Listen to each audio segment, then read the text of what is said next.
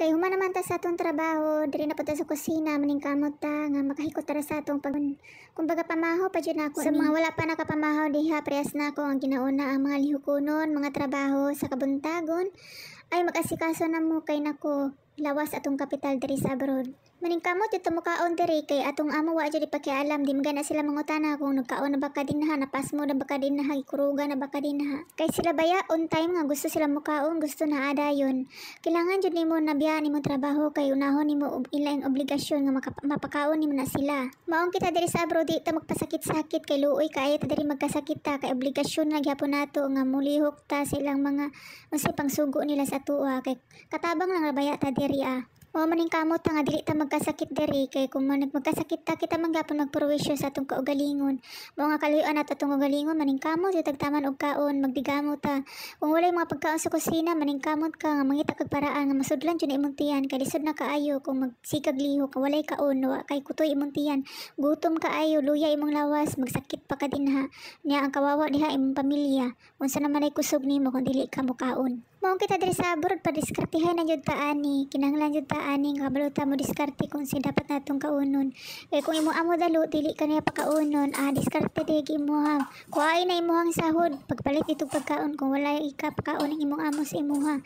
Kay alangan naman pud gutomon nimong kaugalingon no tipiro nimong kaugalingon dili dapat nato tipiron atong kaugalingon yot. Dili ta pwede nga walay kaon kay unsa malay kusog nato isod kay magkasakit ta dinhi. Walay makatabang kundi kita lang. Ang ato lang yung kaugalingon atong matabangan nato diri ato lang yung kaugalingon walay tao makatabang nato kundi kita ra jud. Ug balik dito diri sa akong ginadigamo nga ako ang kaunon no. Nagtimpla day kog kape di jud pwede nga walay adlaw nga dili ko magkape. Magkape jud ko, magdugook ni akong tiyan kung dili magkape. Parting luyas akong lawas kung dili ko magkape. Mo na ini kagabi dili ko kasayo katulog. Dili jud ko katulog kay dili man jud ko kumbaga dili ko katulog kay hingapi kaayo ko. Hyper kaayo ko makakape ko. Uni ang samay mahimo nato.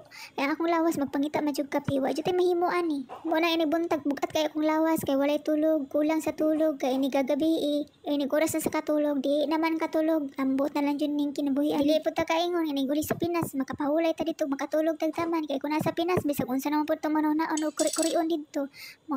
Laag man ta kung mao man natag obligasyon dito sa balay syempre abot sa balay maglipulimpian po ka dito maghipos-hipos ka dito kung unsa man makita nimo hiposonon dito kung unsa trabaho naman diri sa abroad ma-apply man gyapon nimo dito inig pauli nimo dili jud ka makalingkod-lingkod dito kay magpe-prepare ng prinsesa ka dito wala lang gihapoy kay mapadulungan dito pait kay dito kung papiling prinsesa ka niya nimo abton sa balay nimo perting hugawa imong balay na kinahanglan jud nimo maglimpyo yun dili ka pwede dito maglingkod-lingkod ka lang dito magpiling prinsesa kunuhan ay kwarta kay nag-uli na to wa jud tay dalang kwarta resibo ra jud atong dalaan ni mao na ang mga tao dahil sa atong palibot nga nagpaabot sa atong mga pasalubong na pasensya jud mo way pasalubong kana pait mi diri sa abroad wala may kalipay dinhi walay mga kumpletong kaon way sapat nga kaon walay sapat ba yun natulog na diri lang ta kuto bye.